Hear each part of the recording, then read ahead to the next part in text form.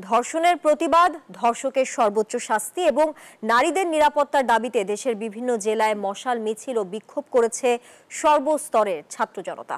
রবিবার সন্ধ্যায় ধর্ষণ ও নিপীড়নের বিরুদ্ধে রংপুর নগরীর টাউন গেট থেকে একটি মশাল মিছিল বের হয়ে প্রধান সড়ক প্রদক্ষিণ করে জাহাজ কোম্পানি মোড়ে এসে সমাবেশে মিলিত হয়।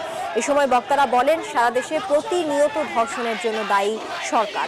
ধর্ষকদের ৩০ দিনের মধ্যে গ্রেফতার করা না হলে আরো কঠোর আন্দোলনের হুঁশিয়ারি দেন ছাত্র জনতা। এদিকে ধর্ষকদের সর্বোচ্চ শাস্তি নিশ্চিতের দাবিতে বাংলাদেশ কৃষি বিশ্ববিদ্যালয়ে বিক্ষোভ মিছিল ও প্রতিবাদ সমাবেশ করেছে শিক্ষার্থীরা। রোববার সন্ধ্যা ৭টায় বিশ্ববিদ্যালয়ের সব আবাসিক হল থেকে শিক্ষার্থীরা আব্দুল জব্বার মোড়ে জমায়েত হয়ে এই সমাবেশ করেন।